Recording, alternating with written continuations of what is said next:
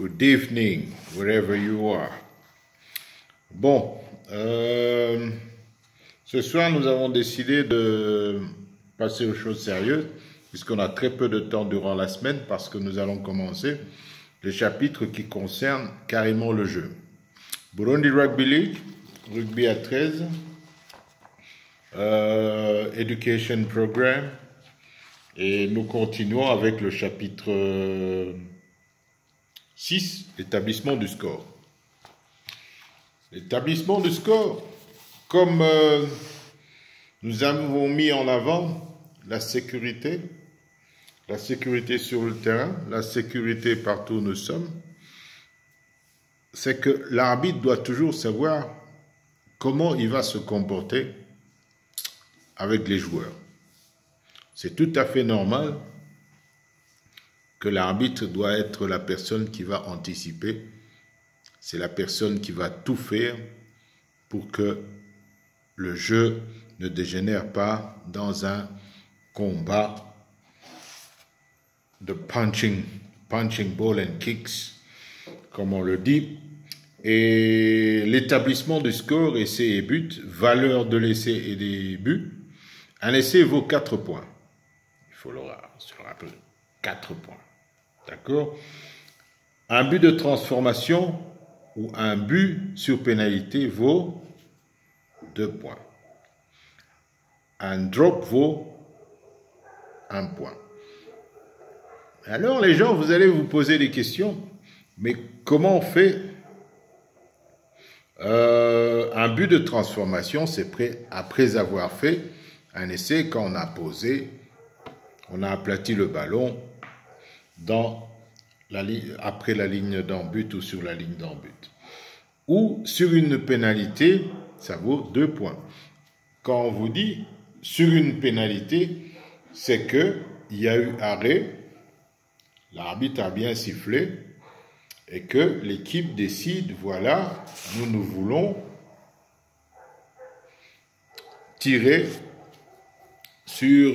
dans les buts pour pouvoir respirer un tout petit peu. Je me permets de vous expliquer pourquoi la plupart des joueurs s'entraînent à tirer de très loin. Ils s'entraînent à tirer de très loin pour économiser de l'énergie. Sécurité, économie d'énergie. Tout le monde a le temps de respirer quand quelqu'un décide de tirer dans les embus, sous les poteaux ou whatever. Un drop vaut 1 point. Il faut bien savoir, c'est quoi un drop? Tout le monde sait faire un drop, mais tout le monde n'est pas en mesure de faire un drop dans le jeu avec la pression qu'il y a. Avec la pression qu'il y a, c'est-à-dire c'est une tactique dans le jeu, et cette tactique-là permet à l'équipe qui l'utilise à pouvoir marquer. Vous verrez derrière moi, normalement dans la zone verte, c'est la zone où une équipe est en mesure et est capable de faire des drops. Normalement, c'est mon petit dessin. Normalement, il est bien carré, mais moi, j'ai mis des vagues dessus parce que le terrain a sa façon d'être conçu. Désignation du vainqueur. La partie sera gagnée par l'équipe qui aura marqué le plus grand nombre de points. Si les deux équipes ont marqué un nombre égal de points, ou si les deux équipes n'ont réussi à marquer aucun point, le match sera déclaré nul. C'est tout à fait compréhensible. C'est les points supérieurs, le chiffre supérieur qui l'aura emporté. Il n'y a pas grand-chose à expliquer là-dessus. Mais vous devez savoir, pour la sécurité du jeu, nous préconisons de remplir les match protocols que vous avez reçus, que nous vous donnons chaque fois qu'il y a un match, et de bien les remplir pour qu'il n'y ait jamais de discussion ou de difficultés ou de contestation des points. D'accord? Comment marquer un essai? Un essai est marqué quand un joueur met le ballon en contact avec le sol à l'intérieur de l'embut adverse, à condition que le joueur ou le ballon ne soit ni en touche dans but, ni sur ou au-delà de la ligne de ballon mort. B. Des joueurs adverses aplatissent simultanément le ballon dans leur but à condition que le joueur attaquant ne soit ni en touche dans but, ni sur ou au-delà de la ligne de ballon mort. Ça, j'aimerais bien qu'on revienne sur ce point-là un peu plus tard pour bien l'expliquer quand on est en train d'expliquer comment le terrain est conçu. D'accord? Voilà. Essai glissé. L'élan du joueur plaqué le transporte dans l'embut adverse où il aplatit le ballon, même si le ballon a d'abord touché le sol dans le champ de jeu. Il faudra qu'au moment où le ballon franchit la ligne de but, le joueur ne soit ni en touche dans but.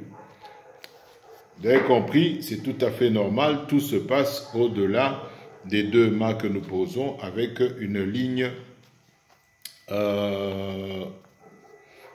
qui marque les 3 mètres 30 que whatever.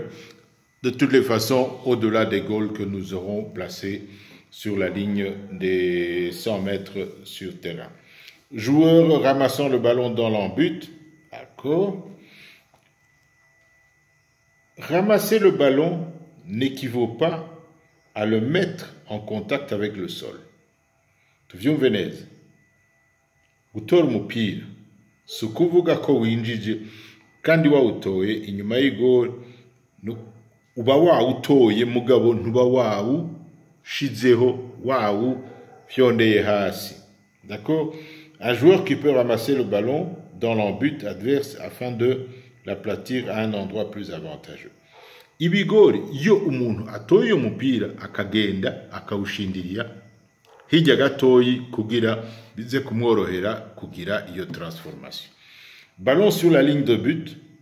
Étant donné que les lignes de but sont elles-mêmes situées dans l'embut, un essai peut être marqué par un joueur attaquant s'il pose le ballon sur la ligne de but, mais pas si le ballon est posé dans le champ de jeu au pied d'un poteau ou sur la ligne. Bon, ce que vous devez comprendre là, c'est très simple. C'est que la bande et l'épaisseur de la ligne, de la dernière ligne du jeu, c'est là. Cette ligne-là fait partie de la zone d'embut, puisque une partie de cette ligne s'y trouve. Et cette ligne-là n'est pas dans l'aire de jeu. D'accord? Il faut comprendre cela comme ça, puisque nous le voyons souvent, il y a beaucoup d'exemples que vous devez comprendre. Mise au sol incorrecte. Quand un joueur attaquant ne réussit pas à aplatir correctement le ballon au sol, le jeu se poursuivra à moins qu'il ne soit arrêté pour une autre raison, par exemple en avant ou la sortie du ballon du terrain de jeu. Je vais donner l'explication en Kirundi parce qu'il y a trop de vibes rundi et des questions. Mise au sol incorrecte. Quand vous déposez le ballon et que vous ne le déposez pas bien, il peut aller de l'avant ou peut être arraché par le joueur qui défend. Umukinyi asatiriwe arashobora kugutwara umupira ugiye kuwinjiza. Ugiye kuwinjiza akawugutwara, nico twokwita mise au sol incorrecte, canke ukagira umupira kukwiyaka. Bica biboneka yuko umupira wakwiyatse kuca ugenda imbere urafise ukuntu ugenda uradundika. D'accord? Ballon lâché après l'avoir mis au sol. Un essai ne peut pas être refusé si le joueur qui a correctement aplati le ballon en perd ensuite le contrôle. Murabona yuko ukuntu tugenda tunyaruka, uko tugenda tunyaruka hari igihe ugenda ugatsinda, utsinze umupira ugaca ukwiyaka mugabo wamaze kuwushikana hasi wawushindiriye, ugashobora guca effet physique, pam, ukaduga mu kirere ugaca ugenda imbere. ivyo rero ntawe ushobora kwima ese umuntu ikintu nk'ico cabaye, kandi mukimenye kuko ndazi yuko nk'ubuye babahungu b'Ingozi n'ab'Igitega bariko barakina bigashika arbitre akihenda, aho tuzoronka ingorane, kandi ni ikintu dutegerezwa kumenya. Champ de vision de l'arbitre restreint. L'arbitre ne peut pas refuser un essai parce qu'il n'a pas été en mesure de voir si le ballon était plate. Muravyumva neza yuko hamwe nababwira ko hariho abantu turiko turakina bakunda gufunga amaso abandi. Ko gufunga amaso abandi biratuma arbitre atabona essai yinjijwe. Rero iyo bishitse nk'uko owe arbitre nta ruhusha afise wo guhakana iyo essai. Vous avez compris que l'arbitre ne peut pas refuser carrément ce qui vient de se passer pour la simple raison que il y a des gens qui ont la spécialité dans le jeu de vouloir empêcher l'arbitre de voir ce qui se passe de l'autre côté. Et quand ils empêchent l'arbitre de voir de l'autre côté, normalement, il n'a pas le droit de refuser l'essai puisque ça s'est passé. D'accord? Mais vous vous rappelez qu'il y a des circonstances qui font que l'arbitre peut consulter les juges de touche ou faire appel à l'électronique et des vidéos sur terrain. Nous allons faire ce travail en 2 tranches et je vais m'arrêter ici puisque on nous a demandé de faire un petit quelque chose tard la nuit pour voir quels sont les vibes qui sont là, mais je peux vous dire que les vibes sont comme si c'était le matin, tout le monde est aux aguets et s'attendait à voir et à entendre ce travail-là. Je vous remercie beaucoup. Burundi Rugby League Education Program. Nous continuons et rappelez-vous ce petit schéma, ce tableau. Il est là. D'accord? Il ne faut pas l'oublier parce que il y a des changements sur ce que M. Martin Cricks et Phil Kaplan nous ont appris à Lagos. C'est que j'ai dû le changer suivant l'expérience que j'ai et le coaching que j'ai déjà donné à mes joueurs, que ce soit au 15 ou au 13, qui fait qu'il y a toujours moyen de marquer à partir du terrain, puisque nous sommes en train de coacher dans le monde francophone.